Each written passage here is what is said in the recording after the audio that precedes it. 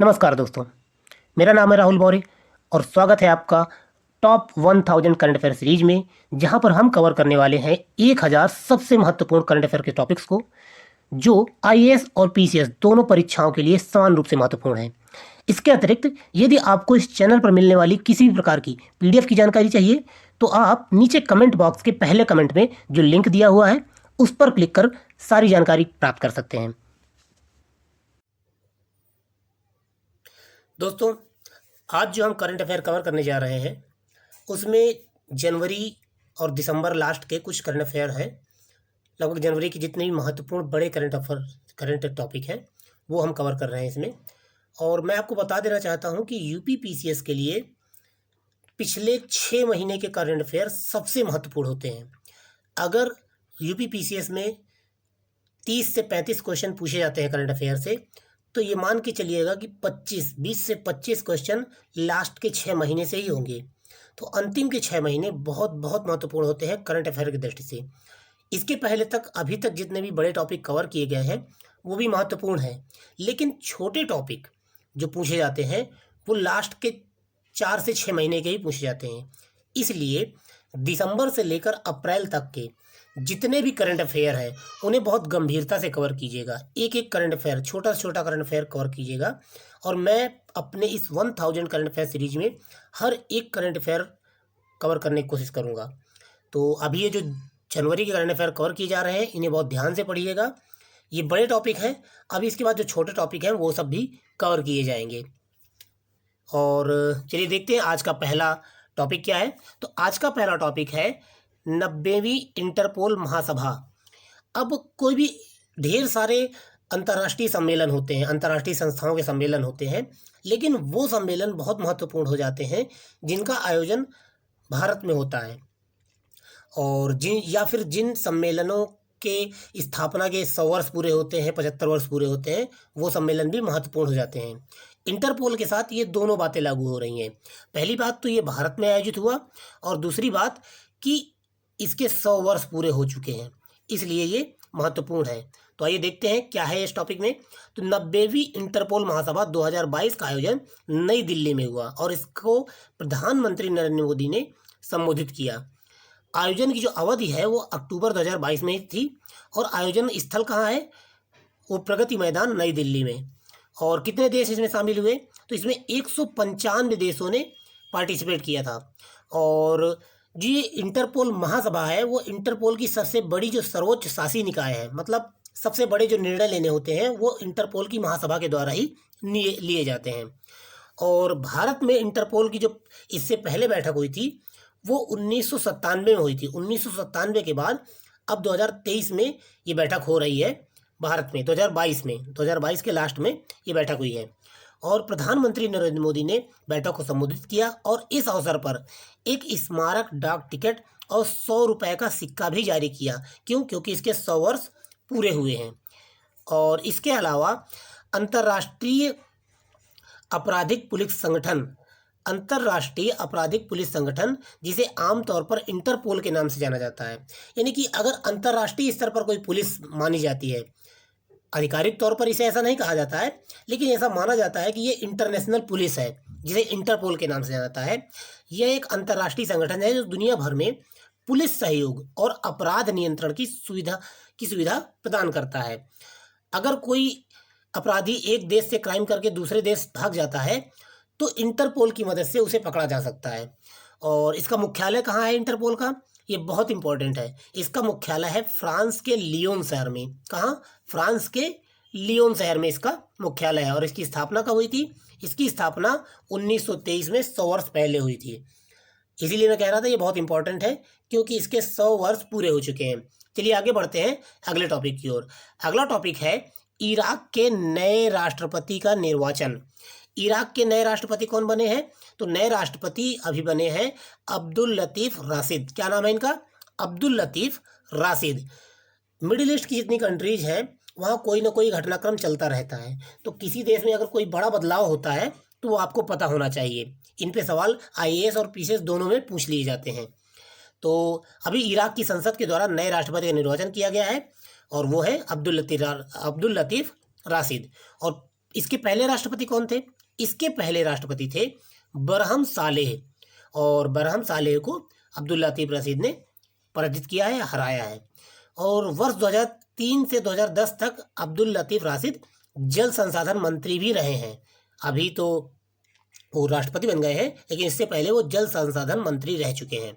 और वो एक शिया हैं, एक मुसलमानों में शिया और सुन्नी होते हैं, तो अब्दुल लतीफ़ राशिद ये शिया हैं, और ये शिया राष्ट्रपति बनते ही इन्होंने मोहम्मद अल सुडानी को इराक का प्रधानमंत्री नियुक्त किया है। इन्होंने एक अपने अधीन एक प्रधानमंत्री नियुक्त किया है, किसे? मोहम्मद अल सुडानी। तो दोनों सवाल पूछे जा सकते हैं कि राष्ट्रपति कौन है इस समय इराक के, और प्रधानमंत्री कौन है। चलिए आगे बढ़ते हैं अगले टॉपिक की ओर। अगला जो टॉपिक है वो आगे मैंने लगभग 10-12 टॉपिक जो महत्वपूर्ण खेल आयोजन है, ऐसे खेल आयोजन जिनका आयोजन भारत में किया गया या फिर उन्हें भारत ने जीता है, भारत के किसी खिलाड़ी ने जीता है, ऐसे आयोजन यूपीपीएससी में पूछे जाते हैं। तो मैंने ऐसे जो खेल आयोजन है उन्हें कवर किया है, और अभी लेटेस्ट के ही कवर किया है, क्योंकि ज़्यादातर जो खेल आयोजन पूछे जाते हैं वो हाल ही के पूछे जाते हैं। तो देखते हैं, भारत बांग्लादेश के मध्य एक टेस्ट सीरीज का आयोजन हुआ था। तो जो क्रिकेट के शौकीन हैं उन्हें आज ये जरूर पता होगा। दिसंबर 2022 में भारत और बांग्लादेश के मध्य टेस्ट सीरीज आयोजन किया गया। इस टेस्ट सीरीज का आयोजन बांग्लादेश में किया गया। कहाँ किया गया था? बांग्लादेश में। और इस टेस्ट सीरीज को किसने जीता है? तो यह टेस्ट सीरीज भारत ने बांग्लादेश को 2-0 से हराकर जीता है। और इस टेस्ट सीरीज में man of the series Cheteshwar Pujara को चुना गया है। देखिए यहाँ पर दोनों चीज़ें इंपॉर्टेंट है, भारत ने इसको जीता है और Cheteshwar Pujara man of the series चुने गए हैं, इसलिए इंपॉर्टेंट है। और चूंकि पड़ोसी देश के साथ था इसलिए भी ये इंपॉर्टेंट है। इसके अलावा टेस्ट सीरीज के साथ ही एक वनडे सीरीज भी खेली गई थी बांग्लादेश में ही। तो भारत और बांग्लादेश के मध्य एक वनडे सीरीज का आयोजन बांग्लादेश में किया गया था, और यह सीरीज बांग्लादेश ने 2-1 से भारत को हराकर जीता है। तो वनडे किसने जीता? बांग्लादेश ने। और टेस्ट किसने जीता? भारत ने। और इसमें मैन ऑफ द सीरीज कौन रहे हैं? बांग्लादेश के खिलाड़ी मेहंदी हसन मिर्जा। तो आगे बढ़ते हैं अगले टॉपिक की ओर। अगला टॉपिक है एक दिवसीय मैच में सबसे तेज दोहरा शतक। यदि कोई भारतीय खिलाड़ी या किसी भारत के व्यक्ति के द्वारा कोई वर्ल्ड रिकॉर्ड बनाया जाता है तो उसे आप जरूर कवर कर लीजिएगा, क्योंकि इस पर कई बार सवाल पूछे गए हैं। तो दिसंबर 2022 में भारतीय खिलाड़ी ईशान किशन ने 126 गेंदों में 200 रन बनाकर सबसे तेज दोहरा शतक लगाने का रिकॉर्ड बनाया है, इसलिए ये महत्वपूर्ण है और चर्चा में है। ये जो दोहरा शतक है ये बांग्लादेश के खिलाफ खेला गया। ये सवाल पूछा जाता है कि अभी हाल ही में सबसे तेज दोहरा शतक किस टीम के खिलाफ खेला गया या किस टीम के खिलाफ लगाया गया, तो किसने लगाया, तो ये सब इंपॉर्टेंट होता है। तो बांग्लादेश के खिलाफ ईशान किशन ने सबसे तेज दोहरा शतक लगाया है। और इसके पहले दोहरा शतक लगाने का रिकॉर्ड किसके नाम था, सबसे तेज दोहरा शतक लगाने का? तो वो क्रिस गेल के पास था। किसके पास? क्रिस गेल के पास। चलिए आगे बढ़ते हैं अगले टॉपिक के पास। अगला जो टॉपिक है वह है ITF वर्ल्ड चैंपियंस 2022 की घोषणा। ITF इंटरनेशनल टेनिस फेडरेशन की जो वर्ल्ड चैंपियनशिप 2022 की घोषणा की गई है, वर्ल्ड चैंपियंस की घोषणा। वर्ल्ड चैंपियंस मतलब ऐसे खिलाड़ी जो वर्ल्ड चैंपियंस हैं। तो हाल ही में इंटरनेशनल टेनिस फेडरेशन ने वर्ल्ड चैंपियंस 2022 की घोषणा की है, और किन्हें किन्हें ये घोषित किया गया है ये भी देख लीजिए। तो पुरुष एकल में राफेल नडाल जो स्पेन के खिलाड़ी हैं, इन्हें 5वीं बार पुरुष एकल में वर्ल्ड चैंपियन घोषित किया गया है।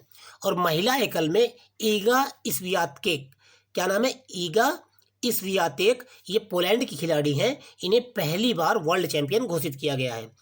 पुरुष युगल में राजीव राम जो USA खिलाड़ी हैं और जो सैलिसबरी जो ब्रिटेन के खिलाड़ी हैं, इन्हें पहली बार वर्ल्ड चैंपियन घोषित किया गया है। और महिला युगल में बारबोरा क्रेजिस्कोवा, क्या नाम है? बारबोरा क्रेजिस्कोवा और कैटेरिना सिनियाकोवा, इन्हें तीसरी बार वर्ल्ड चैंपियन घोषित किया गया है। ये बात आप ध्यान रखिएगा। हालांकि ये एकल वाले ही ज़्यादातर पूछते हैं, तो राफेल नडाल और ईगा स्वियातेक, ये दोनों को आप याद रखिएगा। चलिए आगे बढ़ते हैं अगले टॉपिक की ओर। अगला टॉपिक है pro kabaddi league 2022। Pro kabaddi league 2022, तो अक्टूबर से दिसंबर 2022 के मध्य प्रो कबड्डी लीग 2022 का आयोजन भारत के अलग अलग शहरों में किया गया था। तो कौन कौन से शहर हैं जहाँ पर यह आयोजन किया गया था? बेंगलोर में, पुणे में और हैदराबाद में प्रो कबड्डी लीग के 9वें संस्करण का आयोजन किया गया था। और इस आयोजन को किसने जीता है और किसको हरा के जीता है ये भी आप ध्यान रखिएगा। तो पुनेरी पल्टन नाम की एक टीम है जिसे पिंक पैंथर्स ने जयपुर पिंक पैंथर्स ने हराया है इस प्रो कबड्डी लीग में। तो इस प्रो कबड्डी लीग के विजेता कौन रहे हैं? Jaipur pink panthers. और मैं आपको ये भी बता दूं कि जो जयपुर पिंक पैंथर्स है ये अमिताभ बच्चन की टीम है, तो ये भी आप ध्यान रखिएगा। चलिए आगे बढ़ते हैं अगले टॉपिक की ओर। अगला टॉपिक है फुटबॉल के महान खिलाड़ी पेले का निधन। आपसे दो तरह के सवाल पूछे जाएंगे। निधन में जो बहुत महान बहुत बड़ी हस्तियां होती हैं उन्हीं पर सवाल बनते हैं। पेले एक बहुत ही बड़े फुटबॉल खिलाड़ी हैं, पूरे विश्व में चर्चित हैं, इसलिए इन पे सवाल बन सकता है। तो सबसे पहले आपसे सवाल ये बनेगा कि पेले, हाल ही में पेले का निधन हो गया, ये किस खेल विधा से संबंधित थे? तो ये फुटबॉल से संबंधित थे। या फिर दूसरा सवाल बन सकता है कि ये किस देश के लिए खेलते थे? तो ये ब्राज़ील के लिए खेलते थे। इन्होंने ब्राज़ील को 3 बार फीफा विश्व कप जिताया है, तो ये आप ध्यान रखिएगा। आगे बढ़ते हैं अगले टॉपिक की ओर। अगला टॉपिक है महिला FIH nation cup. FIH nation cup क्या है? International federation of hockey. इसके द्वारा पहली बार महिला नेशन कप का आयोजन किया गया था, पहली बार। और उस पहली बार जो नेशन कप आयोजित हुआ उसे भारत ने जीत लिया है, इसलिए बहुत इंपॉर्टेंट है। पहली बार महिला नेशन कप आयोजित हुआ और उसे भारत ने जीता। तो इसे कहाँ पर आयोजित किया गया था? तो यह स्पेन में आयोजित किया गया था, स्पेन के वालेंसिया शहर में। कहाँ पर? स्पेन के वालेंसिया में इसका आयोजित किया गया था। और इसे भारत ने स्पेन को 1-0 से हराकर जीता है। और इस तरह भारत जो है आगे 2023-24 में होने वाले FIH प्रो लीग में अपनी जगह पक्की कर ली है भारत ने। तो FIH federation of international hockey जो एक फेडरेशन है, इसके द्वारा पहला महिला नेशन कप आयोजित किया गया, इसे भारत ने जीता और स्पेन को हराकर जीता है, ये आप ध्यान रखिएगा। अगला टॉपिक है दृष्टिबाधित T20 विश्व कप। T20 विश्व कप किसका? जो दृष्टिबाधित लोग हैं, जो ब्लाइंड पर्सन्स हैं, उनका आयोजित हुआ था। कहाँ आयोजित हुआ? ये इंपॉर्टेंट है। और किसने जीता? ये इंपॉर्टेंट है। और चूंकि दोनों चीज़ें भारत है इसलिए इंपॉर्टेंट है। भारत में आयोजित हुआ और भारत की टीम ने ही इसको जीता है।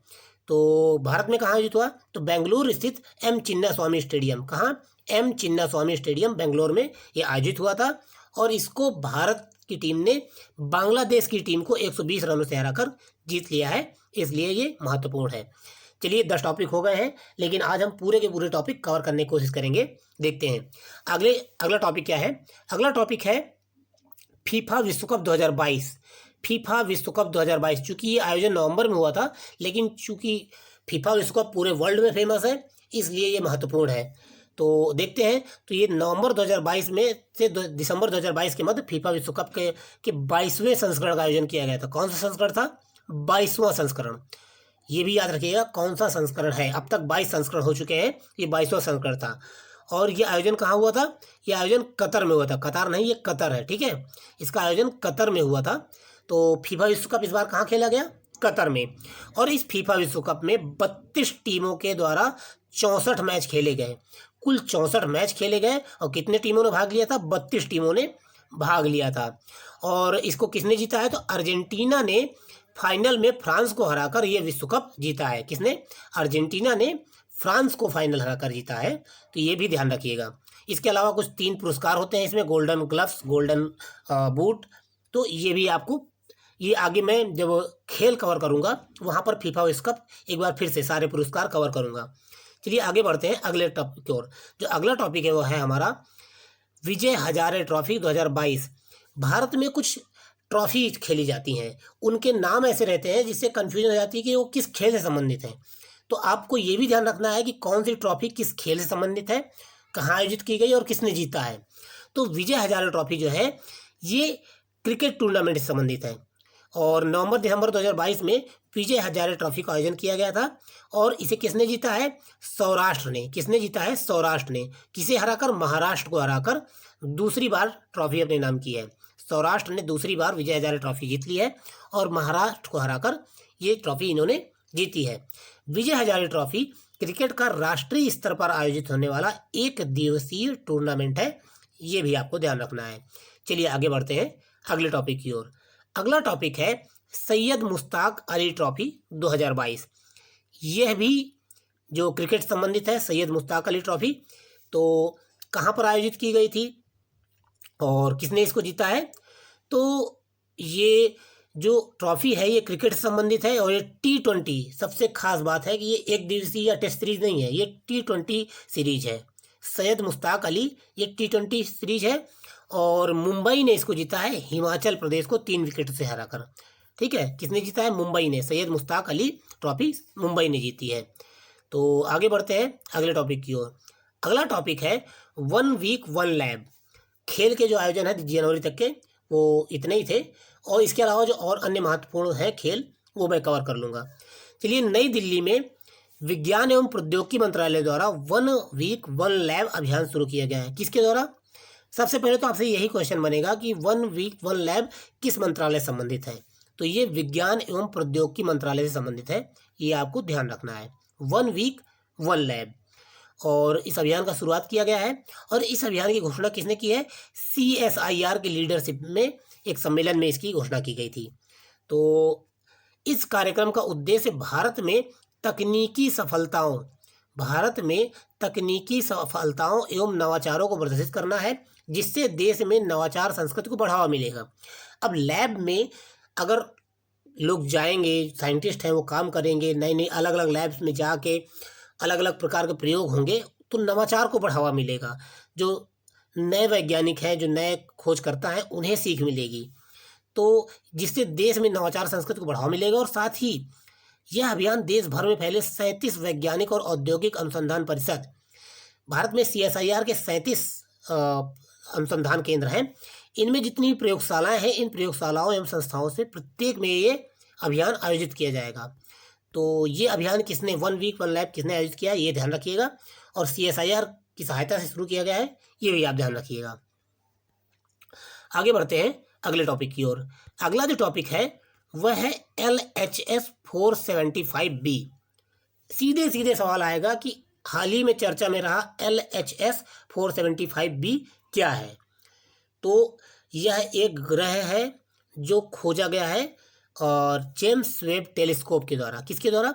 जेम्स वेब, नासा और यूरोपीय यूनियन का एक संयुक्त अभियान है जेम्स वेब टेलीस्कोप, जो अंतरिक्ष में स्थापित किया गया है। इसके द्वारा एक एक्जोप्लैनेट क्या होते हैं? एक्जोप्लैनेट जो हमारे सौरमंडल से बाहर होते हैं। ये हमारा सौरमंडल है, और इस सौरमंडल से बाहर अगर कोई ग्रह खोजा जाता है, मतलब हमारा एक सूर्य है और इस सूर्य की ओर 9 ग्रह चक्कर लगा रहे हैं, लेकिन अगर कोई दूसरा सूर्य या तारा जिसके चारों ओर ग्रह चक्कर लगा रहे हैं, उसका कोई ग्रह खोजा जाता है, तो उसे एक्जोप्लैनेट कहते हैं। एक्जो मतलब बाहरी प्लैनेट, बाहरी ग्रह जो हमारे सौरमंडल से बाहर हो, तो इसे एक्जोप्लैनेट कहते हैं।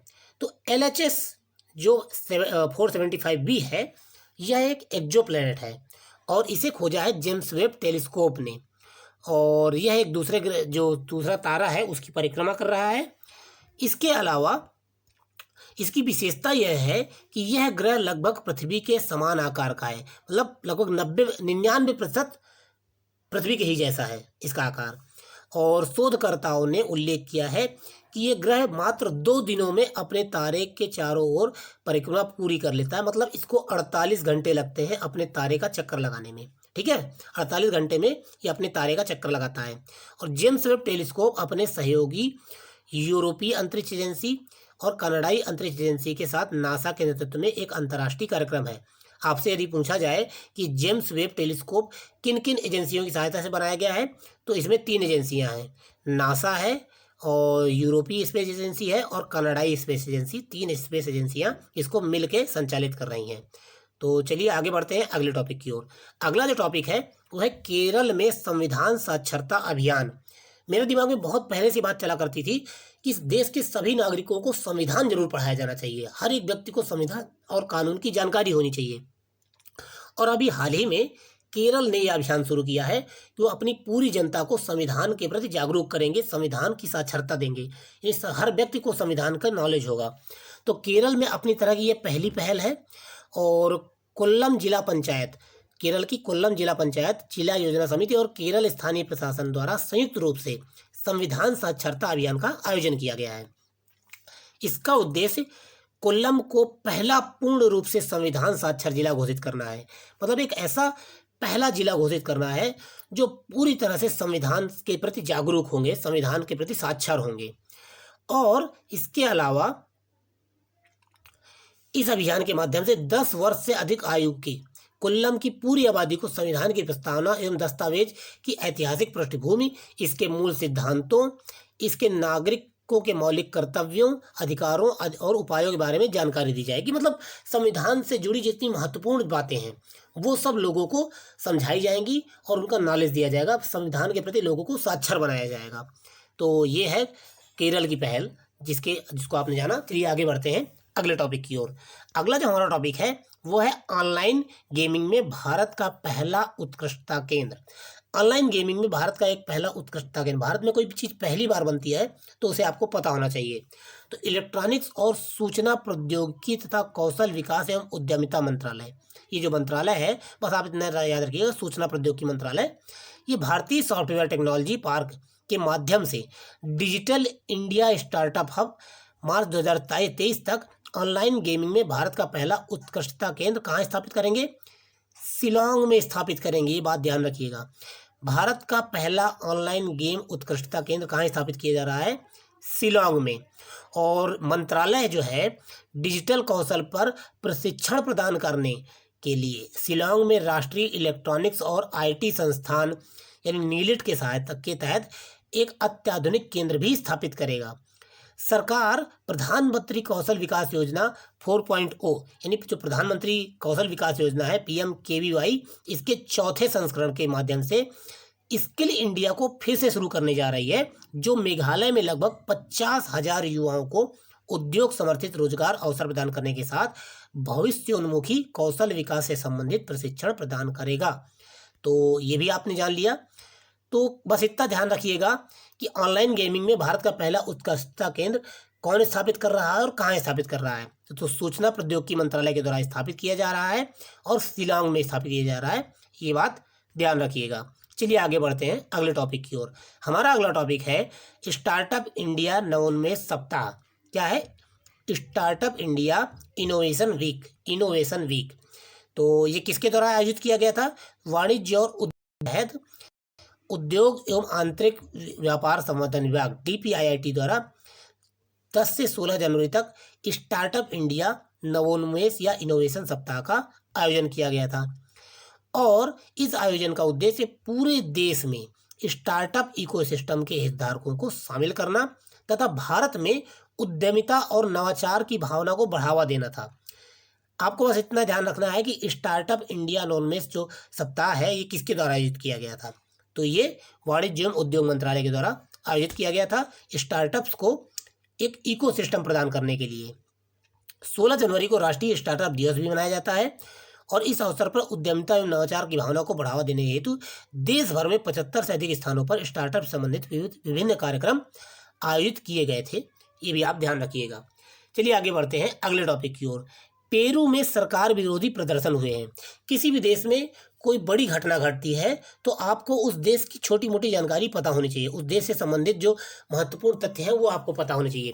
तो चूंकि पेरू के दक्षिण में जो 41 प्रांतों में पूर्व राष्ट्रपति के पक्ष और वर्तमान राष्ट्रपति के विरुद्ध विरोध प्रदर्शन हुए और सड़कों पर बिल्कुल जाम लगा दिया गया, अवरोध लगा दिया गया था, इसलिए थोड़ा ये देश चर्चा में रहा। तो आप पेरू के बारे में थोड़ा जान लीजिए। पेरू जो है वो दक्षिण अमेरिका में, यहाँ पर जो ये दक्षिण अमेरिका देश है, माफ़ कीजिएगा, ये दक्षिण अमेरिका देश है, यहाँ से ये ऐसे करके दक्षिण अमेरिका देश है और यहाँ पर पेरू है, ठीक है, पेरू है यहाँ पर। तो पेरू और चिली यहाँ बिल्कुल आसपास में ही है।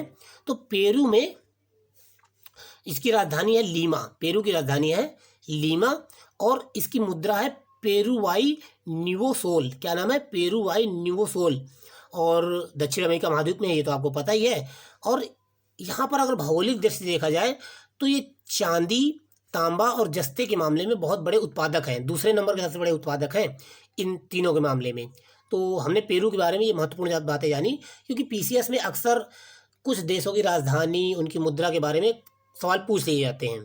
तो चलिए आगे बढ़ते हैं अगले टॉपिक की ओर। अगला जो टॉपिक है विश्व की पहली डिजिटल राजनीतिक पार्टी के बारे में है। पार्टियों से संबंधित पिछले साल कई सवाल पूछे गए इसके पहले भी कई सवाल पूछे गए थे। पिछले साल तो सवाल ये पूछ लिया गया था कि पार्टियों के स्थापना क्रम से सवाल पूछ लिए गए थे कि तेलुगु देशम पार्टी की स्थापना और इसके बाद तृणमूल कांग्रेस की स्थापना, इनका क्रम सजाना था। तो पार्टियों संबंधित पीछे से सवाल पूछे जाते हैं। तो अभी ये करंट में है तो इसको आप जान लीजिए। विश्व की पहली डिजिटल राजनीतिक पार्टी कौन सी है? तो वो है बीजेपी। बीजेपी अभी हाल ही में विश्व की पहली डिजिटल राजनीतिक पार्टी बन गई है पूरे विश्व की। और इस पार्टी में कार्यकर्ताओं की संख्या लगभग 18 करोड़ है, जिनमें से पद पर कार्यरत लोगों की संख्या लगभग 3 करोड़ है। इन 3 करोड़ तो पदाधिकारी हैं। और ये संगठन जो है रिपोर्टिंग एंड एनालिसिस, जिसे सरल नाम से एक ऐप तैयार किया इन्होंने। इनका एक ऐप तैयार हुआ है जिसका नाम है सरल। सरल का फुल फॉर्म क्या है? संगठन रिपोर्टिंग एंड एनालिसिस। इस नाम से एक ऐप तैयार किया गया है। इसके माध्यम से आम जनता के लिए पार्टी के अध्यक्ष से बूथ स्तर तक के कर्मचारी सदस्यों तक पहुंच को आसान बनाने के साथ पार्टी के अंदर भी संवाद का एक महत्वपूर्ण माध्यम है। यानी इस ऐप के माध्यम से अब ये पूरी पार्टी के कार्यकर्ता और जनता आपस में एक दूसरे से कनेक्ट हो सकती है। पार्टी के संपर्क में रहने के लिए फोन और एसएमएस की सुविधा वाले इस ऐप के माध्यम से देश में किसी भी राज्य के पदाधिकारी से संपर्क किया जा सकता है। तो ये सुविधा पहले डिजिटल राजनीतिक पार्टी के द्वारा की गई है और वो है बीजेपी, विश्व की पहली डिजिटल पार्टी है। ठीक है, चलिए आगे बढ़ते हैं अगले टॉपिक की ओर। अगला टॉपिक है समुद्रयान मिशन। क्या है? समुद्रयान मिशन। भारत जो है वो समुद्र, हालांकि ये टॉपिक पुराना है। डीप ओशन मिशन आपने सुना होगा और ये समुद्रयान मिशन, ये दोनों एक दूसरे से कनेक्टेड हैं। तो भारत समुद्रयान मिशन के अंतर्गत खनिज संसाधनों का पता लगाने के लिए एक अभियान प्रारंभ कर रहा है। समुद्रयान मिशन ये है कि हम जो महासागर है उसमें पनडुब्बी की सहायता से, ऐसी पनडुब्बियां जो काफ़ी उन्नत किस्म की होंगी और उसकी सहायता से महासागरों के अंदर खनिज संसाधनों को शोध किया जा सकेगा, खनिज संसाधनों का पता लगाया जा सकेगा। ऐसी तकनीक विश्व में सिर्फ 6-7 देशों के पास ही है, जिनमें से चीन है, जापान है, फ्रांस है, रूस है और इसमें अब भारत भी शामिल हो गया है। तो ये आपने जाना समुद्रयान मिशन के बारे में। और इस मिशन में यह मानव युक्त मिशन होगा, यानी पनडुब्बी ऐसी बनाई जाएंगी जो लगभग ट्रांसपेरेंट होंगी, जिसमें बाहर देखा जा सकेगा और इसमें मानव अंदर बैठेंगे। और वो 6000, चूँकि जो समुद्र होता है उसकी औसत गहराई 6000 मीटर होती है, तो इस 6000 की गहराई तक ये पनडुब्बी जाएगी। और चूंकि प्रेशर बहुत बढ़ जाता है, जब समुद्र के अंदर आप जितना नीचे जाएंगे उतना प्रेशर बढ़ता जाता है और प्रेशर बढ़ने के साथ वो पनडुब्बी फट जाती है। लेकिन ऐसी पनडुब्बी बनाई गई है जो इस 6000 की गहराई तक जा सकेगी। इसमें 3 सदस्यीय जो स्वदेशी रूप से विकसित मानवयुक्त पनडुब्बी है, इसमें इसे मत्स्य 6000 नाम दिया गया है। क्या नाम दिया गया है? पनडुब्बी मत्स्य 6000। इसकी सहायता से समुद्र में भेजा जाएगा और समुद्र में 6000 मीटर की गहराई तक जाकर अनुसंधान किया जाएगा। और इस मिशन को राष्ट्रीय महासागर प्रौद्योगिकी संस्थान चेन्नई के द्वारा डिजाइन किया गया है। राष्ट्रीय महासागर प्रौद्योगिकी संस्थान चेन्नई के द्वारा इसको डिजाइन किया गया है। प्रधानमंत्री नरेंद्र मोदी ने वर्ष 2021 और 22 में स्वतंत्रता दिवस पर संबोधन में डीप ओशन मिशन का जिक्र किया था और केंद्र ने 5 वर्ष हेतु डीप ओशन मिशन के लिए 4000 करोड़ रुपए के से अधिक के बजट को मंजूरी भी प्रदान की है। तो डीप ओशन मिशन के तहत ही ये समुद्रयान मिशन है, ये बात ध्यान रखिएगा। चलिए आगे बढ़ते हैं अगला टॉपिक। अगला जो टॉपिक है वह है स्वदेश दर्शन परियोजना। स्वदेश दर्शन परियोजना एक पुरानी योजना है 2014-15 की, लेकिन अभी हाल ही में चर्चा में इसलिए है क्योंकि बोपोर और कुमारकोम 2 ऐसे पर्यटन स्थल हैं जिन्हें केरल ने स्वदेश दर्शन परियोजना के दूसरे चरण के लिए केंद्र को प्रस्तुत किए जाने वाले विस्तृत परियोजना रिपोर्ट में शामिल किया है। यानी सभी राज्य हैं वो केंद्र को अपनी एक विस्तृत परियोजना रिपोर्ट शामिल कर देते हैं और उसमें बताते हैं कि हम अपने यहाँ इस पर्यटन स्थल को स्वदेश दर्शन परियोजना से जोड़ना चाहते हैं। तो केरल ने भी अपने 2 स्थानों को स्वदेश दर्शन परियोजना से जोड़ने का आग्रह किया है। कौन कौन से हैं? बोपोर और कुमारकोम। तो ये अभी चर्चा में है, इसीलिए तो हम थोड़ा सा स्वदेश दर्शन परियोजना है इसके बारे में जान लेते हैं। स्वदेश दर्शन 2.0 यानी कि अब इसका दूसरा संस्करण है। इसकी थीम आधारित पर्यटन सर्किट से हटकर गंतव्य पर्यटन को पुनर्जीवित करने पर केंद्रित है। यानी कि जो विभिन्न पर्यटन स्थल हैं उन्हें आपस में जोड़ा जाएगा ताकि लोग अधिक से अधिक लोग उन पर्यटन स्थलों पर जाकर पर्यटन कर सकें। सरकार ने इस योजना के तहत 15 राज्यों की पहचान की है जिन्हें भारत की नई घरेलू पर्यटन नीति के तहत एक हिस्से के रूप में बढ़ावा दिया जाएगा। तो स्वदेश दर्शन योजना ये पर्यटन से संबंधित है, ये बात ध्यान रखिएगा।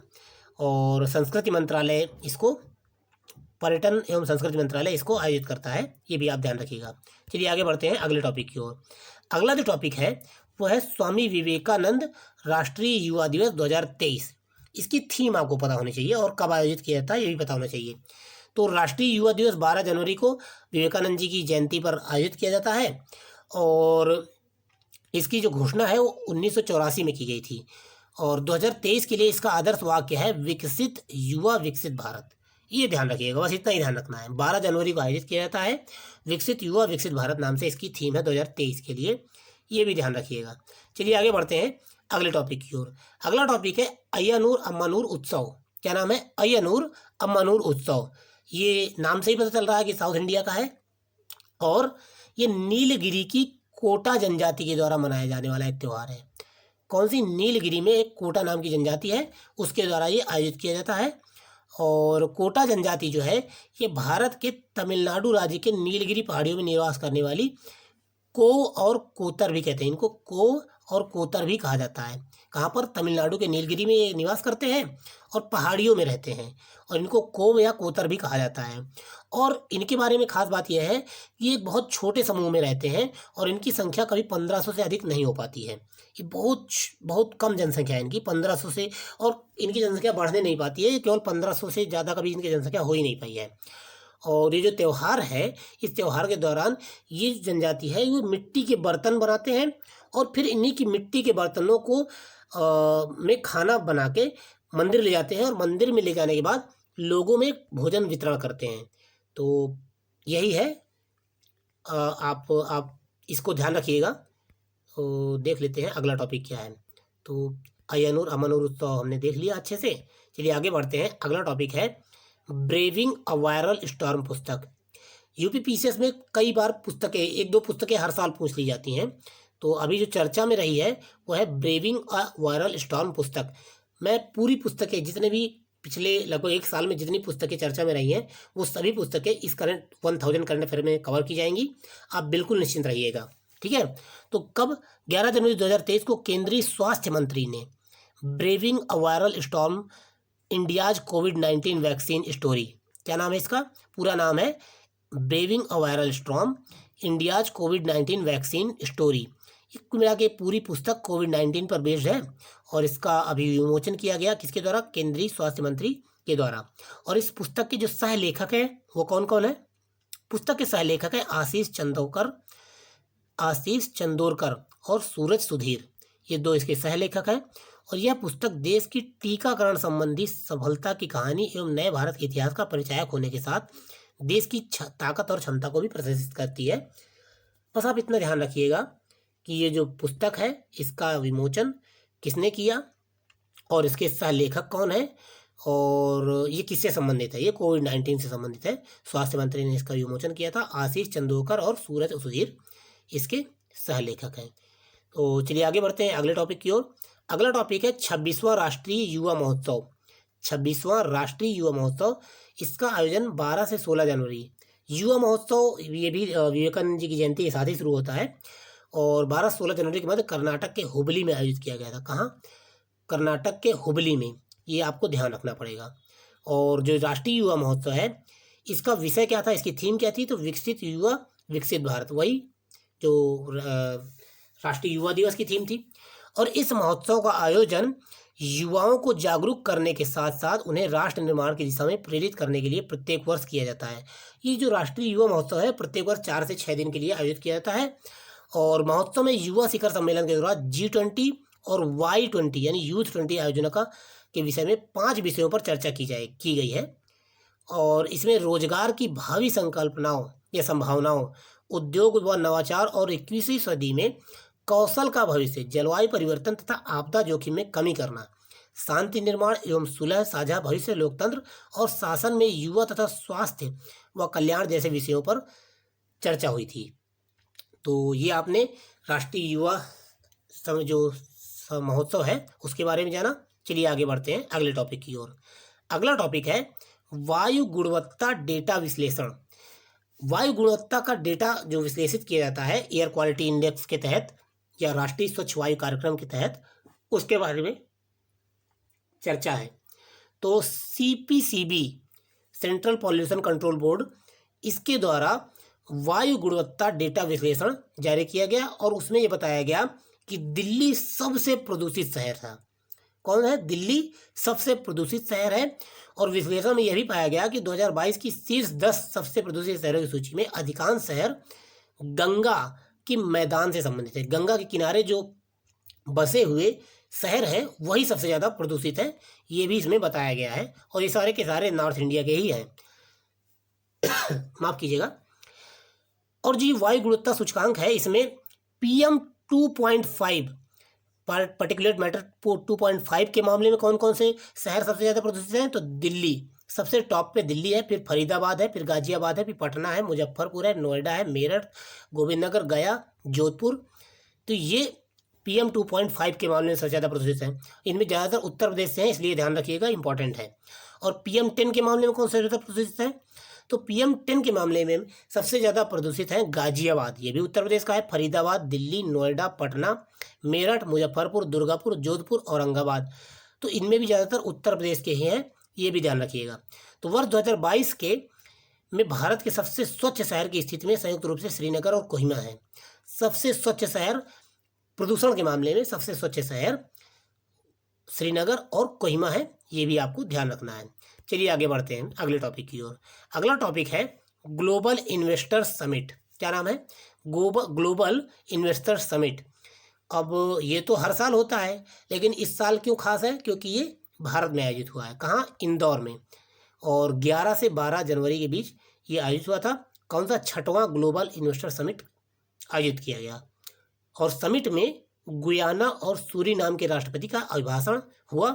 कहाँ? गुयाना और सूरीनाम के राष्ट्रपति का अभिभाषण हुआ था। और समिट की थीम क्या थी? Future ready Madhya Pradesh. क्या? Future ready Madhya Pradesh. और इसके अलावा इस समिट का उद्देश्य पर्यावरण संरक्षण पर विशेष ध्यान केंद्रित करना, और यह आयोजन पूरी तरह से कार्बन न्यूट्रल और जीरो बेस पर आधारित था। विशेष रूप से पर्यावरण पर विशेष ध्यान दिया गया था इसमें। और चूंकि ये ग्लोबल इन्वेस्टर समिट है तो इन्वेस्टमेंट की बात ना हो तो बेकार है। तो इस सम्मेलन का उद्देश्य राज्य की नीतियों को बढ़ावा देना, उद्योग अनुकूल नीतियां बनाना, औद्योगिक संगठनों के साथ परामर्श कर निवेश योग्य वातावरण तैयार करना और निर्यात क्षमता को बढ़ावा देना। ग्लोबल इन्वेस्टर समिट में 65 से अधिक देशों के प्रतिनिधिमंडल भाग लिए थे, ये भी आप ध्यान रखिएगा। बस इतना याद रखिएगा कि इंदौर में आयोजित हुआ था। और चलिए आगे बढ़ते हैं अगले टॉपिक की ओर। अगला टॉपिक है गोल्डन ग्लोब पुरस्कार। क्या है? गोल्डन ग्लोब पुरस्कार भारतीय फिल्म RRR, जिसे हम RRR कहते हैं, रामचरण की मूवी थी। और इसके सबसे सुपरहिट गाने नाटू नाटू, अभी खूब चर्चा में रहा ये गाना नाटू नाटू, क्योंकि अंतर्राष्ट्रीय स्तर का कोई पुरस्कार मिला है, इसलिए महत्वपूर्ण है। तो आपको इस मूवी के से संबंधित एक्टर और निर्देशक के बारे में और गायक के बारे में पता होना चाहिए। तो सर्वश्रेष्ठ मौलिक गीत का पुरस्कार मिला है। सर्वश्रेष्ठ मौलिक गीत का पुरस्कार गोल्डन ग्लोब पुरस्कार प्रदान किया गया है। और इसके निर्देशक कौन थे? मूवी के डायरेक्टर कौन थे? SS राजामौली। और इसके अलावा इस जो गीत है, गीत का निर्देशन किसने किया था? जो नाटू नाटू गाना है इसका निर्देशन किया था MM कीरावाणी। क्या नाम है? MM कीरावाणी। इन्होंने इसका जो सॉन्ग है इसको डायरेक्शन किया था। और गाने को गाया किसने है? गायक है काला भैरव और राहुल सिपलीगुंज। क्या नाम है? काला भैरव और राहुल सिपलीगुंज। और जो ये गोल्डन ग्लोब पुरस्कार है ये प्रत्येक वर्ष हॉलीवुड फॉरेन प्रेस एसोसिएशन, किसके द्वारा? हॉलीवुड फॉरेन प्रेस एसोसिएशन मनोरंजन जगत में विशेष उपलब्धियों के लिए देसी विदेशी कलाकारों को फिल्मों को गोल्डन ग्लोब पुरस्कार से सम्मानित करता है। तो ये हॉलीवुड का जो फॉरेन प्रेस एसोसिएशन है इसने प्रदान किया है, ये भी आप ध्यान रखिएगा। चलिए आगे बढ़ते हैं अगले टॉपिक की ओर। अगला जो टॉपिक है वो है उत्तर प्रदेश ग्लोबल सिटी। क्या है? Uttar Pradesh global city. Uttar Pradesh global city क्या है? उत्तर प्रदेश सरकार ने global investor summit G20 summit के पहले 100 दिन का उत्तर प्रदेश ग्लोबल सिटी अभियान शुरू किया है।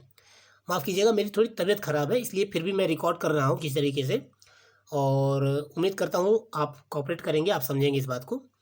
उत्तर प्रदेश सरकार ने ग्लोबल इन्वेस्टर समिट और G20 समिट से पहले 100 दिन का उत्तर प्रदेश ग्लोबल सिटी अभियान शुरू किया है, और इस अभियान का उद्देश्य राज्य में शहरी क्षेत्रों को वैश्विक मानकों के अनुरूप, अब चूंकि G20 में बहुत सारे विदेशी लोग आएंगे, विदेशों से लोग आएंगे, तो उत्तर प्रदेश में कहीं ना कहीं घूमेंगे, तो उत्तर प्रदेश को बेहतर बनाना है, ऐसा बनाना है जिससे लोग उत्तर प्रदेश को देखें तो कहीं ना कहीं उसकी ओर आकर्षित हों।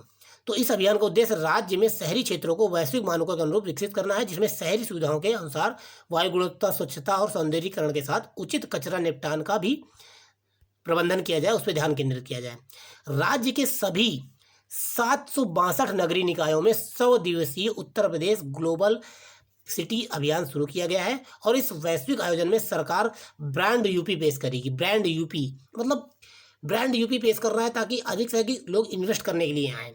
और प्रदेश में आगरा, वाराणसी, ग्रेटर नोएडा और लखनऊ जिलों के कई कार्यक्रम आयोजित किए जाएंगे। उत्तर प्रदेश ग्लोबल सिटी के अलावा उत्तर प्रदेश सरकार द्वारा चलाए जा रहे इसी तरह के अन्य स्वच्छता अभियान, जैसे ढाबा अभियान, स्वच्छ विरासत अभियान, ऐसे भी अभियान चलाए गए हैं, ये भी आप ध्यान रखिएगा। तो उत्तर प्रदेश का करंट अफेयर्स है तो यूपी पीसी के लिए इंपॉर्टेंट है, ये तो आपको पता ही होगा। चलिए आगे बढ़ते हैं अगले टॉपिक की ओर। अगला टॉपिक है जय हिंद, नया प्रकाश और ध्वनि कार्यक्रम। ये जय हिंद, नया प्रकाश और ध्वनि कार्यक्रम क्या है? तो अभी ये एक लाइट शो है एक प्रकार का, और कहाँ आयोजित किया गया था? तो ये लाल किले पर आयोजित किया गया था। तो केंद्रीय गृह मंत्री ने 10 जनवरी 2023 को लाल किले पर जय हिंद, नया प्रकाश ध्वनि कार्यक्रम या लाइट एंड साउंड शो, इसका शुभारंभ किया गया था, और अंग्रेजी हिंदी दोनों भाषाओं में ये आयोजित किया गया था। और लाल किले पर ये प्रत्येक 5 वर्ष के अंतराल पर आयोजित किया जाता है। तो ये आप बस ध्यान रखिएगा, इतना ही ध्यान रखना है कि ये कहाँ पर आयोजित किया गया था। ये लाल किले में आयोजित किया गया था, और इसमें कुछ कार्यक्रम हुए थे मराठों संबंधित, स्वतंत्रता संग्राम संबंधित, और 75 जो साल हो चुके हैं हमारे आयोजित के, उससे संबंधित। तो चलिए आगे बढ़ते हैं अगले टॉपिक की ओर। अगला टॉपिक है केरल द्वारा मनरेगा श्रमिकों को पेंशन। ये बहुत बड़ी पहल है, क्योंकि जो लोग सरकारी क्षेत्र से नहीं जुड़े हैं, जो कामगार सरकारी क्षेत्र से नहीं जुड़े हैं, उनको पेंशन की कोई खास व्यवस्था नहीं होती है। तो मनरेगा में काम करने वाले लोगों के लिए अगर पेंशन की व्यवस्था कर दी जाए तो ये बहुत बड़ा क्रांतिकारी कदम है। और इसको किसने शुरू किया है? केरल ने शुरू किया है। आपसे सवाल सीधा सीधा पूछा जाएगा कि हाल ही में मनरेगा जो श्रमिक हैं उनको पेंशन देने की शुरुआत किस राज्य ने की है? तो वो केरल राज्य ने शुरू की है। और इस तरह की ये पहल केरल के द्वारा मनरेगा और अय्यम काली जो है, ये केरल की मनरेगा की तरह ही एक श्रमिक योजना है, जिसमें रोजगार गारंटी योजना के लिए पंजीकृत श्रमिकों को हेतु कल्याण कोष बोर्ड शुरू किया गया है। कल्याण कोष बोर्ड, और इसमें होता यही है कि आपको अगर पेंशन चाहिए तो आपको कुछ रकम पहले से अपनी पेंशन निधि में जमा करना पड़ेगा, और एक निश्चित उम्र हो जाने के बाद आपको पेंशन मिलेगी। तो 60 वर्ष के होने पर उन्हें बोर्ड के द्वारा मासिक पेंशन प्रदान की जाएगी, और मानक के अनुसार कोई भी कार्यकर्ता यानी कोई भी श्रमिक 18 से जो 55 वर्ष का है वो निधि में बोर्ड की सदस्यता ले सकता है, और उन्हें 55 वर्ष की आयु तक मासिक प्रीमियम 50 रुपये, यानी हर महीने उन्हें 50 रुपये अस्थायी रूप से भुगतान करना होगा। और जिस सदस्य ने कम से कम 10 वर्ष तक ये भुगतान किया, उसे अगर कोई भी जो मनरेगा कार्यकर्ता है वो 10 साल तक अगर ये पेंशन का जो प्रीमियम है वो भरता है तो उसे फिर पेंशन मिलेगी। तो ये आपने जाना मनरेगा श्रमिकों के लिए पेंशन व्यवस्था। चलिए आगे बढ़ते हैं अगले टॉपिक की ओर। द रेजिस्टेंस फ्रंट पर प्रतिबंध। एक संगठन है द रेजिस्टेंट फ्रंट, इस पर अभी प्रतिबंध लगा दिया गया है, तो इसके बारे में जान लीजिए। तो हाल ही में केंद्र सरकार ने गैर कानूनी गतिविधि रोकथाम अधिनियम के तहत द रेजिस्टेंट फ्रंट TRF, क्या नाम है? TRF। अगला जो टॉपिक है वो है द रेजिस्टेंट फ्रंट। क्या नाम है? द रेजिस्टेंट फ्रंट एक ऐसा संगठन है जिस पे अभी हाल ही में प्रतिबंध लगा दिया गया है। क्यों प्रतिबंध लगा दिया गया है वो देख लीजिए। तो हाल ही में केंद्र सरकार ने गैर कानूनी गतिविधि अधिनियम के तहत द रेजिस्टेंट फ्रंट यानी TRF को एक आतंकी संगठन घोषित किया गया है। क्यों घोषित किया है? तो द रेजिस्टेंट फ्रंट जो है वो आतंकी गतिविधियों को अंजाम देने के लिए ऑनलाइन माध्यम से युवाओं की भर्ती कर रहा था। और ये जो संगठन है ये गैर कानूनी आतंकी संगठन कौन लश्कर तैयबा के एक प्रॉक्सी गुट के रूप में 2019 में अस्तित्व में आया था, इसीलिए इस पर प्रतिबंध लगा दिया गया है। बस आप इतना याद रखिएगा, द रेजिस्टेंट फ्रंट अभी चर्चा में रहा है तो ये किससे संबंधित है? तो ये एक आतंकी संगठन है और इस पर प्रतिबंध लगा दिया गया है, इतना आपको पता होना चाहिए। अगला जो टॉपिक है वह है एशिया प्रशांत पोस्टल यूनिट। क्या है? एशिया प्रशांत पोस्टल यूनिट। अभी ये चर्चा में इसलिए है क्योंकि भारत ने इसकी अध्यक्षता ग्रहण की है और भारत एशिया प्रशांत पोस्टल यूनिट का नेतृत्व संभालने के लिए पूरी तरह तैयार है। और विनय प्रकाश सिंह को 4 साल के कार्यकाल के लिए एशिया प्रशांत पोस्टल यूनिट के महासचिव के रूप में चुना गया है। और यह पहली बार है जब कोई भारतीय पोस्टल क्षेत्र में किसी अंतर्राष्ट्रीय संगठन का नेतृत्व कर रहा है। पहली बार कोई भारतीय व्यक्ति किसी पोस्टल यूनिट यानी पोस्टल संगठन है इसका नेतृत्व करेगा। और एशिया प्रशांत पोस्टल यूनिट इसका मुख्यालय बैंकॉक के थाईलैंड में है। और एशिया प्रशांत क्षेत्र में 32 सदस्य देशों का एक अंतर्राष्ट्रीय संगठन है ये एशिया प्रशांत। मतलब जाहिर सी बात है, देशों के बीच अगर पत्र व्यवहार होना है तो पत्र व्यवहार के लिए कोई ना कोई एक संगठन होना चाहिए, तो वो यही संगठन है। और उस संगठन में अब भारत महासचिव के रूप में एक सदस्य हैं। और अगला जो टॉपिक है वह है रानी वेलु नचियार। क्या नाम है इनका? रानी वेलु नचियार। अभी चर्चा में क्यों है? क्योंकि चर्चा में इसलिए है क्योंकि प्रधानमंत्री नरेंद्र मोदी जी ने अभी इनके बारे में इनको संबोधित किया, इनके बारे में अपने संबोधन में इनका जिक्र किया और इनकी विशेषताएं इनको याद किया गया, तो इसलिए चर्चा में है। जान लेते हैं रानी वेलु नचियार हैं ये कौन है और इनके बारे में ये क्यों चर्चा में है। तो भारत के प्रधानमंत्री ने रानी वेलु नचियार, जिनको जो 3 जनवरी 1730 से 25 दिसंबर 1796 तक मतलब इनका जीवन रहा है, इनकी जयंती पर श्रद्धांजलि अर्पित की थी। प्रधानमंत्री नरेंद्र मोदी ने रानी वेलु नचियार जी की जयंती पर श्रद्धांजलि अर्पित की। और रानी जो वेलु नचियार हैं ये वर्ष 1780 के दशक में भारत में ब्रिटिश औपनिवेशिक सत्ता के खिलाफ लड़ने वाली पहली रानी थी। यानी भारत में पहली ऐसी रानी जो ब्रिटिश सत्ता के खिलाफ लड़ी थी वो थी रानी वेलु नचियार। और रानी वेलु नचियार जो हैं इन्हें तमिल लोग वीरमंगई के नाम से जानते हैं। क्या नाम है? वीरमंगई के नाम से जानते हैं। रामनाथपुरम, ये जो रामनाथपुरम तमिलनाडु का है, वहाँ पर रामनाथ साम्राज्य जो है उसकी राजकुमारी थी। कि कहाँ की राजकुमारी थी? ये तमिलनाडु के रामनाथपुरम के रामनाथ साम्राज्य की राजकुमारी थी। और ये फ्रेंच, अंग्रेजी, उर्दू जैसी जो भाषाएं हैं वो जानती थी। और उन्हें वल्लारी, सिलंबम, घुड़सवारी, ये सब जो युद्ध तकनीक है उनमें ये महारत हासिल किए थे उन्होंने। तो रानी वेलु नचियार के बारे में आपने जाना।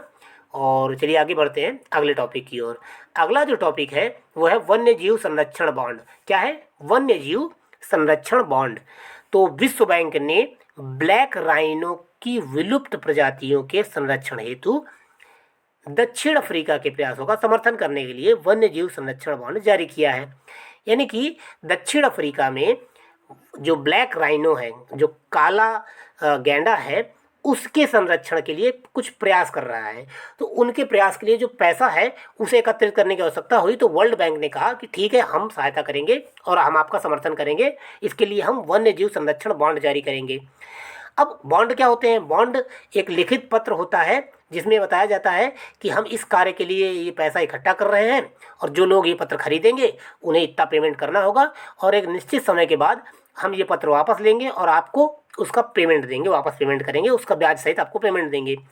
और इसमें शर्त ये रखी गई है कि यदि यह जो प्रयास है, जो वन्य जीव संरक्षण बॉन्ड है, इसके तहत जो ब्लैक राइनो की पुनर्प्राप्ति की जा रही है, उनको संरक्षित करने का जो प्रयास किया जा रहा है, अगर ये प्रयास सफल होता है तो लोगों को उस बॉन्ड का पैसा वापस मिलेगा।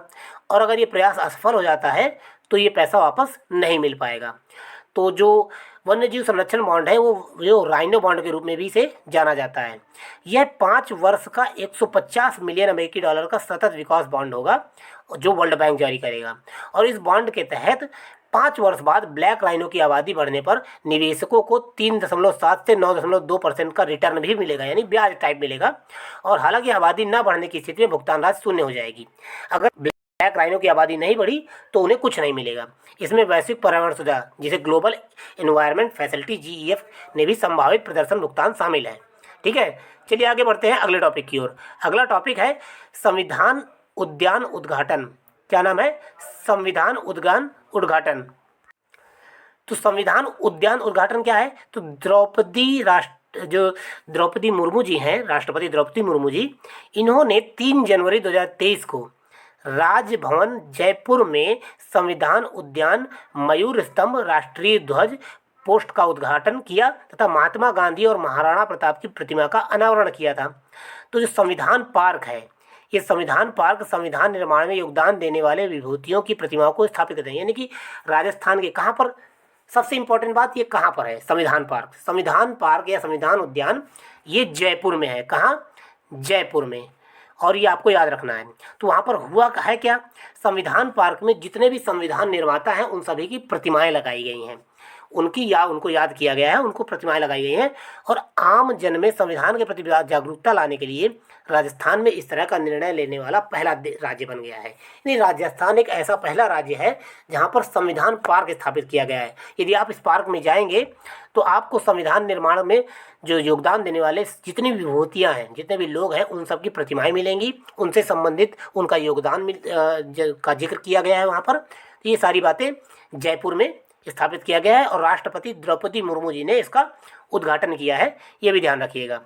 साड़ी महोत्सव अगला टॉपिक है हमारा। साड़ी महोत्सव विरासत। क्या है? साड़ी महोत्सव विरासत। और इसे किसने आयोजित किया है? वस्त्र मंत्रालय द्वारा आयोजित किया गया है। भारत की 75 हाथ से बुनी हुई साड़ियों का उत्सव है ये, क्योंकि भारत के 75 साल पूरे हो गए हैं आज़ादी के, इसलिए 75 ऐसी हाथ से बुनी हुई साड़ियों को चुना गया है और इनका एक पूरा महोत्सव आयोजित किया गया है, जिसे विरासत नाम दिया गया है। और इसका दूसरा चरण 3 से 17 जनवरी 2023 के मध्य आयोजित किया गया। और इसमें जो प्रमुख साड़ियाँ हैं और उनसे संबंधित राज्य हैं वो आप याद रखिएगा, क्योंकि ये आयोजन हुआ है तो साड़ियाँ जो चर्चा में रही हैं आर्ट एंड कल्चर के तहत, उसका नाम आपको पता होना चाहिए। तो साड़ी का नाम और उससे संबंधित राज्य हम देखेंगे। तो साड़ी है बनारसी साड़ी उत्तर प्रदेश संबंधित है, ये हम अच्छी तरह जानते हैं। पैठनी साड़ी कहाँ संबंधित है? पैठनी साड़ी महाराष्ट्र संबंधित है। कांजीवरम साड़ी का नाम आप सुनते रहते हैं, तमिलनाडु संबंधित है। कस्बू साड़ी जो है वो केरल संबंधित है। जामदानी भी आपने सुना होगा, ये पश्चिम बंगाल की साड़ी है। बंधनी जो है ये गुजरात की साड़ी है। मुगा ये असम की साड़ी है। और फुलकरी जो है ये पंजाब की साड़ी है। और कलमकारी ये राजस्थान की साड़ी है। तो ये आप याद रखिएगा, ये नाम आपको याद रखने पड़ेंगे। आर्ट एंड कल्चर के तहत आपसे सवाल ये पूछे जा सकते हैं। अगला जो टॉपिक है वो है क्रोएशिया पूर्णतया एकीकृत यूरोपीय संघ का सदस्य बन गया है। आप जानते हैं यूरोपीय यूनियन में अब तक केवल 26 सदस्य थे, अब क्रोएशिया भी पूर्णतः सदस्य बन चुका है यूरोपीय यूनियन का और अब पूरे सदस्य हो गए हैं 27। तो 1 जनवरी 2023 को क्रोएशिया ने यूरोप के पासपोर्ट मुक्त यात्रा क्षेत्र, दुनिया का सबसे बड़ा यात्रा क्षेत्र है, इसमें सम्मिलित होने का निर्णय किया है। और इन्होंने अपने देश में यूरो, जो यूरोपीय यूनियन की मुद्रा है यूरो, उसको अपना लिया है और दर्जनों सीमा चौकियों को समाप्त करके यूरोपीय संघ में शामिल होने वाला ये 27वां देश बन गया है। कौन? क्रोएशिया। यूरो को अपनाने से यात्रा और व्यापार करना सरल हो जाएगा तथा विदेश जाने वाले क्रोएशियाई लोगों के लिए मुद्रा विनिमय की परेशानी दूर हो जाएगी। क्रोएशिया के जो है ये वर्ष 2013 में ही यूरोपीय संघ में शामिल हो गया था, लेकिन इसने वहाँ की मुद्रा को नहीं अपनाया था। लेकिन अब यहाँ की मुद्रा को उसने अपना लिया है और अपने आर्थिक शर्तें उसने मान ली है यूरोपीय यूनियन की। तो अब क्रोएशिया यूरोपीय यूनियन का 27वां सदस्य बन गया है, ये आप ध्यान रखिएगा। चलिए आगे बढ़ते हैं अपने अगले टॉपिक की ओर। अगला जो टॉपिक है वो है लुई इनसियो लुला दी सिल्वा। ये नाम चर्चा में रहा है। ये कौन है? ये ब्राज़ील के 39वें राष्ट्रपति हैं। कौन? लुइज इनसियो लुला दी सिल्वा। नाम कठिन है लेकिन आपको याद रखना पड़ेगा। 77 वर्षीय लुला ने अक्टूबर 2022 में जायर बोल्सोनारो इसके पहले ब्राज़ील के राष्ट्रपति थे, उन्हें हराकर तीसरी बार राष्ट्रपति बने हैं लूला, और वर्ष 2006 में इन्हें जवाहरलाल नेहरू पुरस्कार से भी सम्मानित किया गया था। ये भी आपको पता होना चाहिए। चलिए आगे बढ़ते हैं अगले टॉपिक की ओर। अगला टॉपिक है जैन समुदाय का विरोध। जैन समुदाय के द्वारा विरोध की प्रदर्शन किया गया था, कई जगह गुजरात में भी किया गया, झारखंड में किया गया, लेकिन झारखंड वाला जो विरोध प्रदर्शन है वो काफ़ी चर्चा में रहा है। क्यों चर्चा में रहा है? झारखंड में एक पहाड़ी है जिसे पारसनाथ पहाड़ी कहते हैं, और यहाँ पर समेत शिखर है। उसके ऊपर समेत शिखर पर जो महत्वपूर्ण जैन तीर्थ है, पारसनाथ जिसे कहा जाता है, पारसनाथ स्थल, वहाँ पर झारखंड ने इसे एक पर्यटन स्थल घोषित कर दिया था। और जब पर्यटन स्थल घोषित हो जाएगा तो लोग वहाँ जाके मनोरंजन करना शुरू कर देंगे, वहाँ पर पिकनिक मनाएंगे। तो जैन समुदाय ने इसका विरोध किया है। क्यों? क्योंकि इसको पर्यटन स्थल नहीं घोषित किया जाना चाहिए। तो झारखंड में जैन समुदाय के लोगों से परामर्श किए बिना पारसनाथ पहाड़ी को पर्यटन स्थल और पर्यावरण संवेदनशील क्षेत्र घोषित करने का जो मुद्दा है वो चर्चा में रहा है। अब जो पारसनाथ पहाड़ी के बारे में आज जान लीजिए। पारसनाथ पहाड़ियाँ झारखंड के गिरिडीह जिले में, कहाँ पर? गिरिडीह जिले में स्थित है, और पहाड़ियों की एक श्रृंखला है। कुल मिला के इस तरह से कुछ पहाड़ियाँ हैं, इन्हीं को पारसनाथ पहाड़ियाँ कहते हैं, और इसकी सबसे ऊंची चोटी है समेत शिखर। ठीक है, और इस पहाड़ी की सबसे ऊंची चोटी 1350 मीटर ऊंची है, और यह जैनियों के सबसे महत्वपूर्ण स्थलों में से एक है, समेत शिखर।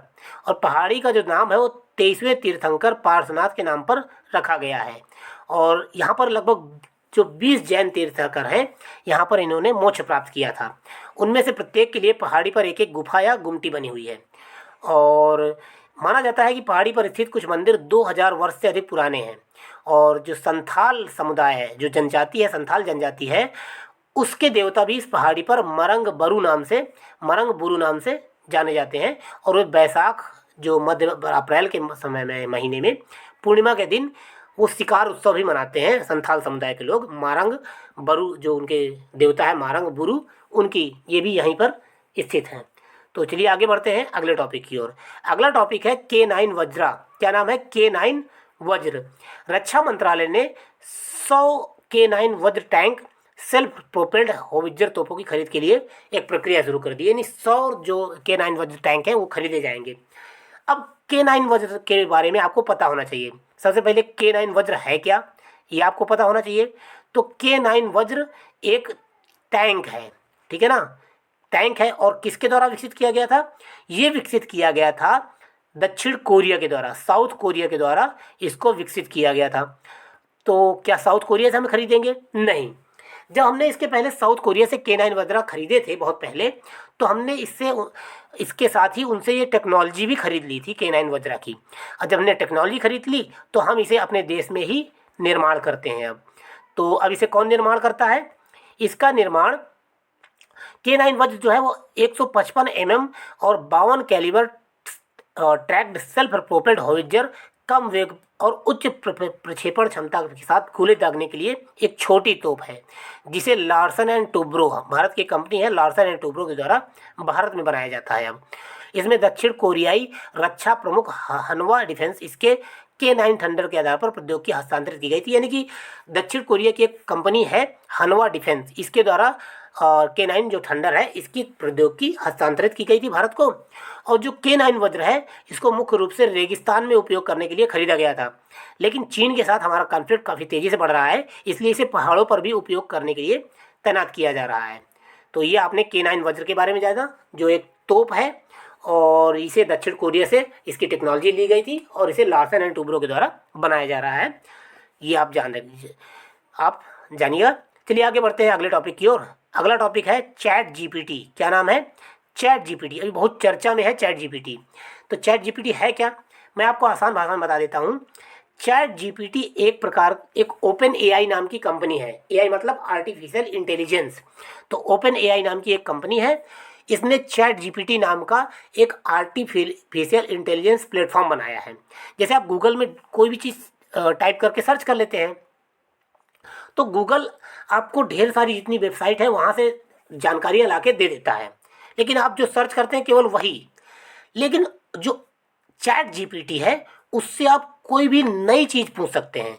यानी कि ChatGPT एक प्रकार का, ये कह लीजिए कि एक बहुत बड़ा ज्ञानी टाइप का सॉफ्टवेयर है, जिससे आप कोई भी चीज़, जैसे आप उससे कहेंगे कि मुझे मतलब एक कविता बना के दो, मेरी आपकी कोई प्रेमिका है, आप अपनी प्रेमिका के लिए कोई नई कविता गढ़ना चाहते हैं, आप बस उससे इतना बता दीजिएगा कि मुझे एक कविता बना के दो जिसमें मेरी प्रेमिका के बालों का जिक्र हो, उसकी सुंदरता का जिक्र हो। तो ये जो चैट जीपीटी है ना, वो बिल्कुल एक नई कविता लिख के दे देगा आपको, आपकी। और अगर आप अपनी प्रेमिका का नाम बता देंगे, हो सकता है कि उस कविता में आपकी प्रेमिका का नाम भी वो डाल देगा, ठीक है ना। यानी कि ये आर्टिफिशियल इंटेलिजेंस है, आप जिससे जो कहेंगे वो करके दे देगा, वो नई तरीके से चीज़ करके दे देगा। ये ऐसा चैट जीपीटी है। आप इससे कहानी सुन सकते हैं, आप इससे कोई भी नई चीज़, आप इससे ये भी पूछ सकते हैं कि भविष्य में क्या होगा, वो भी आपको एनालिसिस करके ये बता देगा, ठीक है। तो चैट जीपीटी जो है, ओपन एआई नाम की एक कंपनी है जिसके द्वारा ये चैट जीपीटी बनाया गया है। ये आर्टिफिशियल इंटेलिजेंस से युक्त चैटबॉट है। चैटबॉट मतलब जिससे आप चैट कर सकते हैं। और इसके अलावा जो चैट जीपीटी है, ये जनरेटिव प्री ट्रेन ट्रांसफ़र का एक प्रकार है जो ओपन एआई द्वारा विकसित बड़े पैमाने पर तंत्रिका नेटवर्क आधारित भाषा मॉडल है।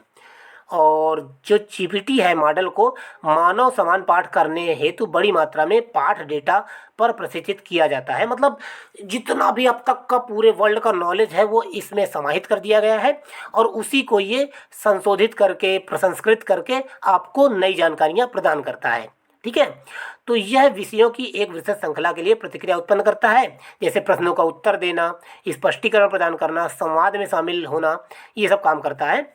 तो ये आप ओवरऑल चैट जीपीटी का मतलब समझ गए होंगे। बस इतना ध्यान रखिएगा कि ये एक चैट बॉट है जो आपको किसी भी प्रकार के उत्तर दे सकता है। हालांकि सही देगा या गलत देगा ये ज़रूरी नहीं है, और इसे ओपन एआई नाम की कंपनी ने बनाया है, ये ध्यान रखिएगा। चलिए आगे बढ़ते हैं अपने अगले टॉपिक की ओर। हमारा अगला टॉपिक है भार ओएस सॉफ्टवेयर। यहाँ पर भार जो शब्द है वो उसका तात्पर्य है भारत, ओएस मतलब ऑपरेटिंग सिस्टम, और सॉफ्टवेयर तो इसका फुल फॉर्म है भारत ऑपरेटिंग सिस्टम सॉफ्टवेयर। इसको शॉर्ट में कहा गया है भार ओएस सॉफ्टवेयर। और इसे किसने विकसित किया है? आईआईटी मद्रास इंक्यूबेटर कंपनी, इसने विकसित किया है। अब ये है क्या, आपको आसान भाषा में बताऊं तो आपका जो ये मोबाइल है ना, ये मोबाइल आपका एक ऑपरेटिंग सिस्टम पे चलता है जिसे आप एंड्रॉयड कहते हैं, ठीक है ना। ये एंड्रॉयड पे चलता है। जैसे एप्पल है, एप्पल का मोबाइल एंड्रॉयड पे नहीं चलता है, वो आईओएस पे चलता है। किस पे चलता है? आईओएस। तो iOS पे चलता है। तो ऐसे आपका जो एंड्रॉयड मोबाइल है वो एंड्रॉयड ऑपरेटिंग सिस्टम पे चलता है। तो एप्पल का अपना ऑपरेटिंग सिस्टम है iOS, और गूगल का ये जो आपका एंड्रॉयड है ये गूगल का ऑपरेटिंग सिस्टम है। अब आपने अपने मोबाइल में देखा होगा कि आपके मोबाइल, जब आप नया मोबाइल ख़रीदते हैं तो उस मोबाइल में पहले से ही क्रोम और जीमेल और इसके अलावा गूगल के ढेर सारे ऐप पहले से ही पड़े रहते हैं। क्यों पड़े रहते हैं? क्योंकि गूगल का एंड्रॉयड ऑपरेटिंग सिस्टम आपके मोबाइल को ऑपरेट करता है, इसीलिए उसमें ये सारे ऐप पड़े होते हैं पहले से ही। तो गूगल अपने सारे ऐप उसमें डाल के देता है। तो और जबकि जो एप्पल का iOS है उसमें ये सब नहीं होता है। तो अभी हाल ही में क्या हुआ कि भारत सरकार ने गूगल से ये कहा कि देखो, जो तुम ये नए मोबाइल में इतने ढेर सारे ऐप डाल के देते हो, ये आप नहीं डाल के दोगे, हम खुद अपने हिसाब से आज चयन करेंगे कि कौन सा ऐप मोबाइल में होगा, कौन सा नहीं होगा। तो गूगल ने कहा कि देखिए ऐसा है, अगर आप ऐसी बात बोलेंगे तो हम एंड्रॉयड जो है भारत से हटा देंगे, भारत में एंड्रॉयड चल नहीं पाएगा। तो भारत को लगा कि यार ये गूगल तो मनमानी कर रहा है, तो इसकी मनमानी रोकने के लिए भारत में भार ओएस नाम का एक सॉफ्टवेयर डेवलप किया गया है, जो भविष्य में हो सकता है कि आपके मोबाइल में ये सॉफ्टवेयर, एंड्रॉयड सॉफ्टवेयर आ जाएगा, ठीक है ना। एंड्रॉयड नहीं, ये भार ओएस सॉफ्टवेयर ऑपरेटिंग सिस्टम आ जाएगा। इस सॉफ्टवेयर के तहत आपका मोबाइल चलेगा, ठीक है। उम्मीद करता हूँ आप समझ गए होंगे कि जो आपका मोबाइल है वो एक ऑपरेटिंग सिस्टम पे चलता है जिसे आप एंड्रॉयड या iOS कहते हैं, लेकिन उसी की जगह आप एक भार ओएस सॉफ्टवेयर आ जाएगा जिससे आपका पूरा मोबाइल चलेगा, ठीक है। तो चलिए आगे बढ़ते हैं अगले टॉपिक की ओर। अगला जो टॉपिक है वो है परख। क्या है? परख। तो परख क्या है? अभी तक जितने भी भारत में जितने भी बोर्ड हैं, कौन से board? UP board, CBSE board, ICSE board, Tamil board, Delhi board, जितने भी बोर्ड हैं जो हाई स्कूल इंटर की परीक्षाएं आयोजित कराते हैं, ठीक है ना। तो अब सभी बोर्डों की अपनी अलग अलग कॉपी चेक करने के तरीके हैं। भाई यूपी बोर्ड में कापी चेक होती हैं तो कम नंबर मिलते हैं, वहीं सीबीएसई बोर्ड की कापियाँ चेक होती हैं तो वहाँ पर 99% 100% तक नंबर मिल जाते हैं। तमिल बोर्ड में 96 94% तक ही नंबर हाईएस्ट जा पाते हैं। जब हमारे टाइम पर था तो हमारे टाइम पर तो ऐसा था कि जो यूपी बोर्ड का टॉपर होता था उसको मैक्सिमम 91 92 नंबर पे टॉप कर जाता था, 91 92% में टॉप कर जाता था। और जो सीबीएसई बोर्ड का स्टूडेंट होता था वो 99% में भी टॉप नहीं कर पाता था, 99.6 99.7% पे टॉप करते थे। तो ये कॉपियाँ चेक करने का जो अंतर है इसकी वजह से एक गैप क्रिएट होता था।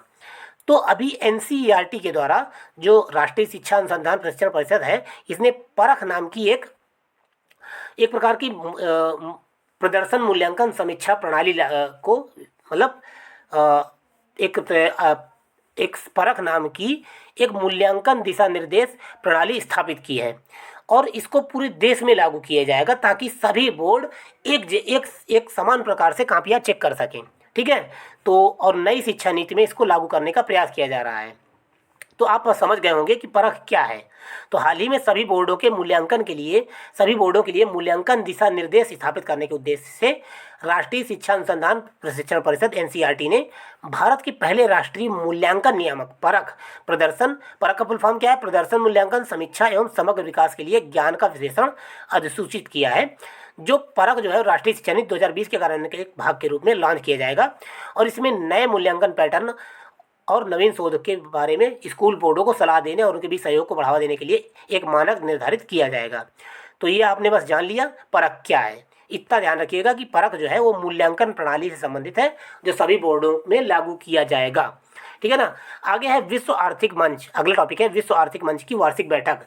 ये हर साल एक ही जगह पर होती है, दावोस में, स्विट्जरलैंड के दावोस में ये हर साल बैठक होती है और इसमें जितने भी हर तरह के पॉलिटिशियन और इन्वेस्टर्स और बड़े बड़े बिजनेसमैन और मतलब हर प्रकार की हस्तियां वहाँ बैठती हैं और अलग अलग टॉपिक्स पे चर्चा होती है। तो इस साल भी ये 53वीं बैठक हुई है। कहाँ पर? स्विट्जरलैंड के दावोस में। और जनवरी 2020 तक ये बैठक चली थी और इसका विषय था खंडित विश्व में सहयोग, कोऑपरेशन इन अ फ्रेगमेंटेड वर्ल्ड।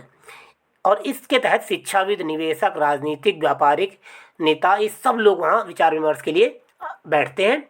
और इस पे प्रमुख विषय क्या क्या थे इस बार चर्चा के? तो जो रूस यूक्रेन संकट था उस पर चर्चा हुई, वैश्विक मुद्रास्फीति पर चर्चा हुई, जलवायु परिवर्तन पर भी चर्चा हुई।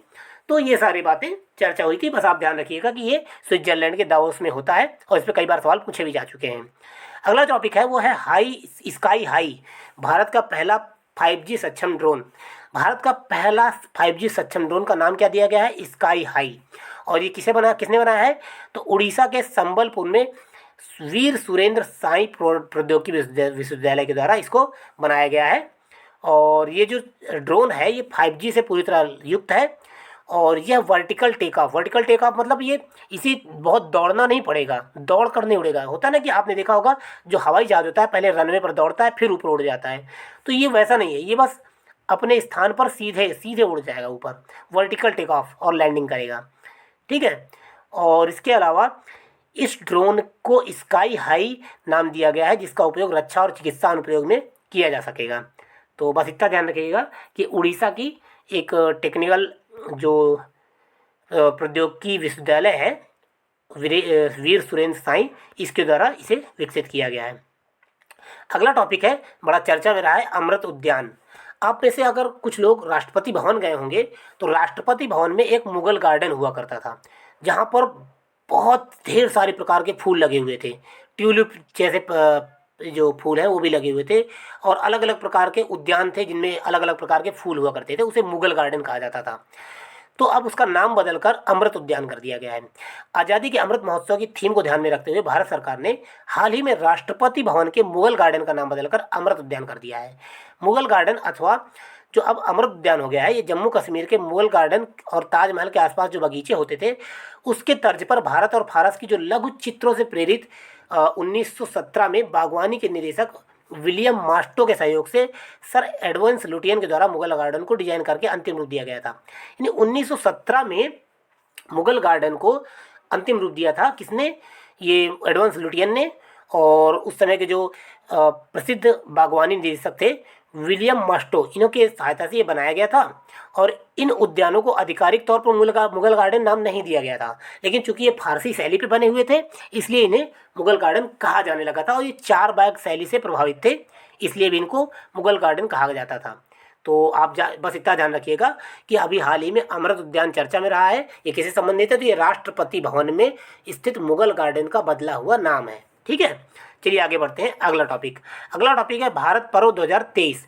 भारत पर्व का आयोजन हर साल 26 जनवरी के बाद किया जाता है और 26 जनवरी के बाद लगभग 5 दिन तक, 5 से 6 दिन ये समारोह चलता है। गणतंत्र दिवस समारोह के एक हिस्से के रूप में ये 6 दिवसीय कार्यक्रम भारत पर्व का आयोजन किया जाता है और इसमें जितनी भी झांकियाँ होती हैं वो सब रख दी जाती हैं, लोग आके देखते हैं और कई तरह के कार्यक्रम भी आयोजित किए जाते हैं। तो भारत पर्व की शुरुआत 2016 में हुई थी और वर्ष 2020 तक ये लाल किले के सामने जो बहुत लाल किले के सामने वो अच्छी खासी जगह थी, वहाँ पर ये आयोजित किया जाता था। और वर्ष 2021 में चूँकि कोरोना आ गया था तो इसे वर्चुअली आयोजित किया गया था और पर्यटन मंत्रालय इसको आयोजित करता है, इसका नोडल मंत्रालय है, ये भी आप ध्यान रखिएगा। अगला टॉपिक है भारत प्रवाह। भारत प्रवाह क्या है? भारत प्रवाह जो है वो बंदरगाहों और पोत पर्यटन से संबंधित है। जो हमारा जलमार्ग मंत्रालय है उसके द्वारा ये आयोजित ये भारत प्रवाह जो है ये कार्यक्रम, राष्ट्रव्यापी कार्यक्रम आयोजित किया गया था। इस कार्यक्रम में क्या हुआ था? इस कार्यक्रम में, भारत प्रवाह कार्यक्रम में, इस श्रृंखला के माध्यम से दैनिक जीवन में जो नदियों, बंदरगाहों और नौवहन के जो महत्व है तथा कल्पना को रोजगार करने के लिए भारत अपने तटों के साथ पहल शुरू की गई थी। एक प्रकार की पहल शुरू की गई, भारत प्रवाह भारत अपने तटों के साथ, ये पहल शुरू की गई थी। और ये कहाँ शुरू की गई थी? ये कोच्चि, केरल के कोच्चि और विंझिम और अंडमान निकोबार द्वीप समूह में गैलथिया बंदरगाहों में के पूर्ण रूप से ट्रांसशिपमेंट हब बनने की दिशा में प्रगति की है।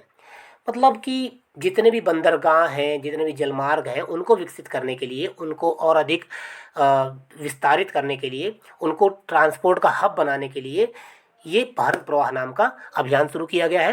और ये समुद्री क्षेत्र में संबंधित चुनौतियों और नीतिगत मुद्दे हैं उनके भविष्य को उजागर करने, उन भविष्य के लक्ष्यों को उजागर करेगा ये भारत प्रवाह।